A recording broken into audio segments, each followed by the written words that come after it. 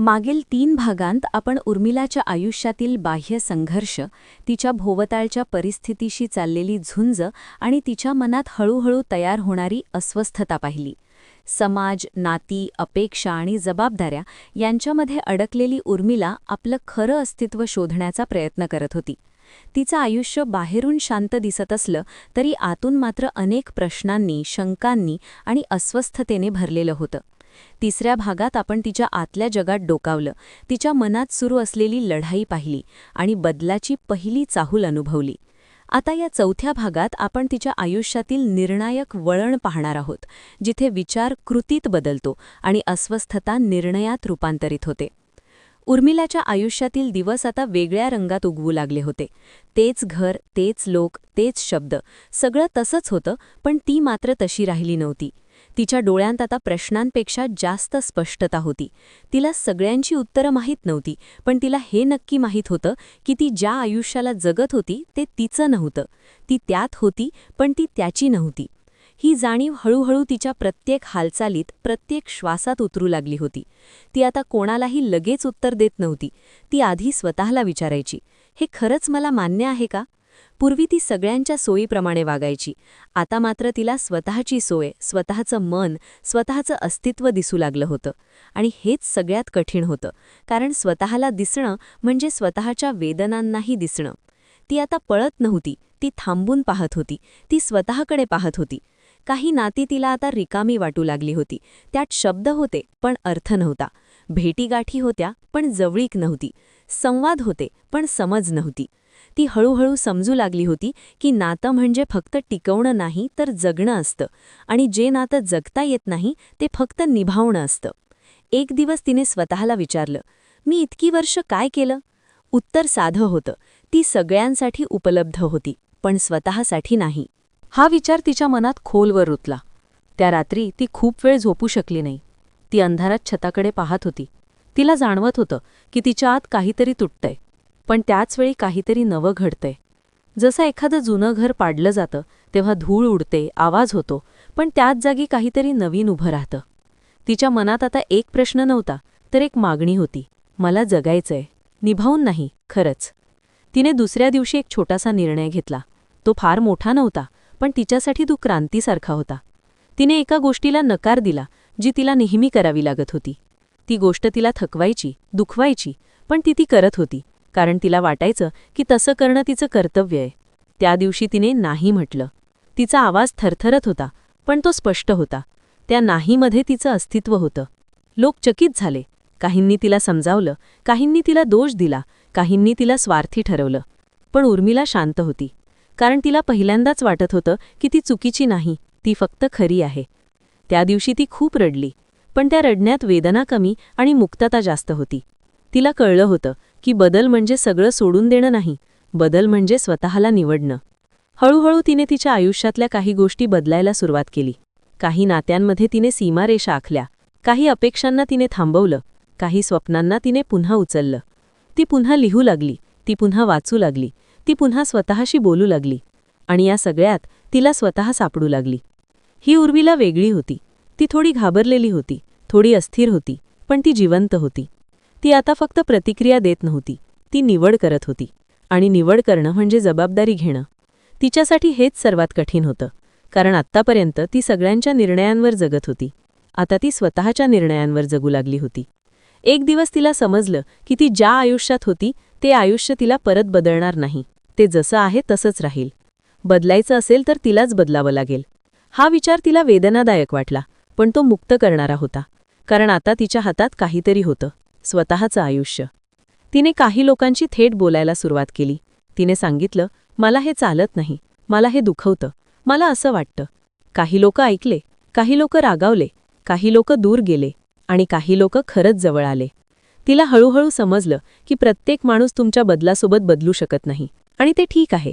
सगळ्यांना तुमच्या नव्या रूपाची सवय होणं आवश्यक नाही. महत्त्वाचं हे आहे की तुम्ही स्वतःला ओळखता का. उर्मिला आता स्वतःला ओळखू लागली होती.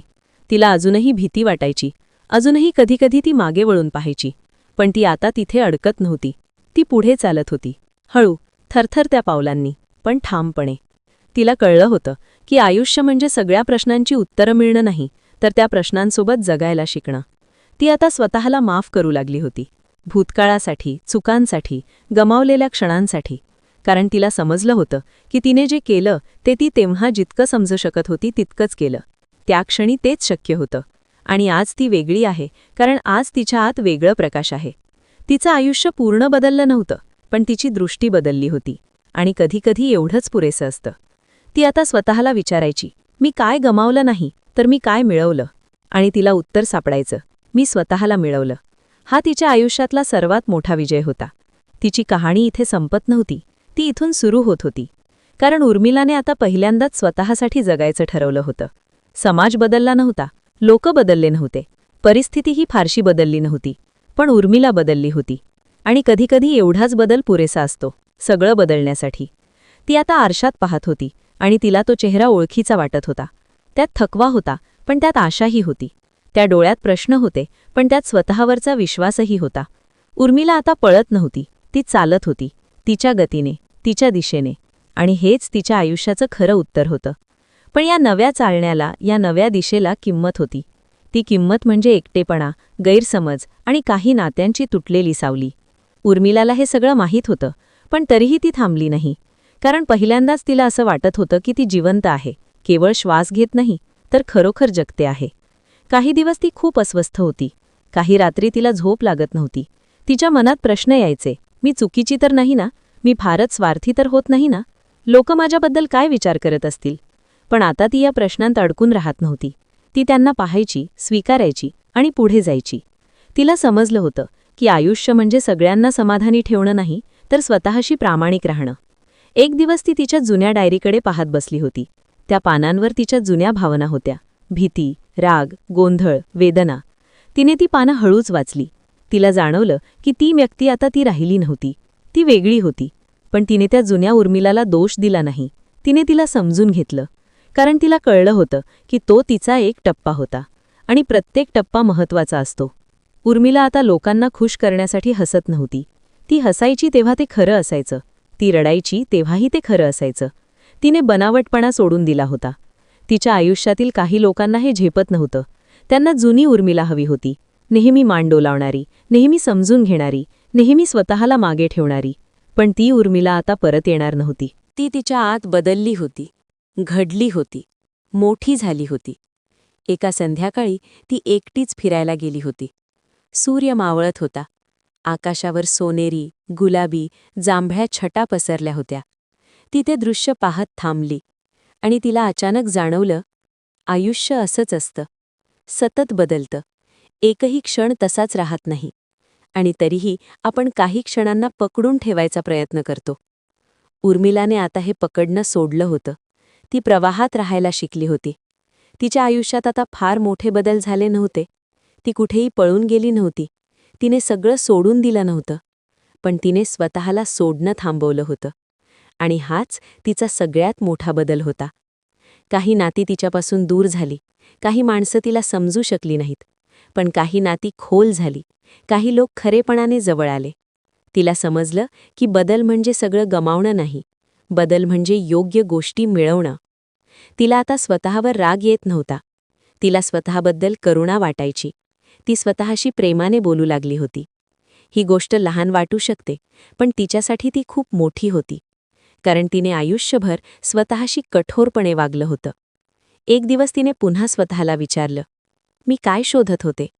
आणि उत्तर आलं, मी स्वतःला शोधत होते. आणि आता कदाचित मला मी सापडले आहे. उर्मिलाचं आयुष्य परिपूर्ण झालं नव्हतं. तिच्या आयुष्यात अजूनही प्रश्न होते, अडचणी होत्या, भीती होती. पण तिच्या आत आता एक गोष्ट ठाम होती. ती आता स्वतःपासून पळत नव्हती, ती स्वतःकडे चालत होती. आणि हा प्रवास कधीच संपणार नव्हता. कारण स्वतःला शोधणं ही एक वेळची गोष्ट नसते, तो आयुष्यभर चालणारा प्रवास असतो. उर्मिलाने हे स्वीकारलं होतं, आणि या स्वीकारातच तिची मुक्तता होती. तिचं आयुष्य आता इतरांच्या अपेक्षांनी चालत नव्हतं, तर तिच्या मूल्यांनी चालत होतं. ती अजूनही समाजाचा भाग होती, पण ती त्यात विरघळून गेली नव्हती. ती स्वतः म्हणून उभी राहिली होती. तिच्या आत आता एक शांत आवाज होता, जो तिला सांगत होता, तू पुरेशी आहेस. तुला कोणासारखं बनायची गरज नाही. तू जे आहेस तेच तुझं खरं रूप आहे. आणि हे ऐकणं तिच्यासाठी सर्वात मोठा दिलासा होता.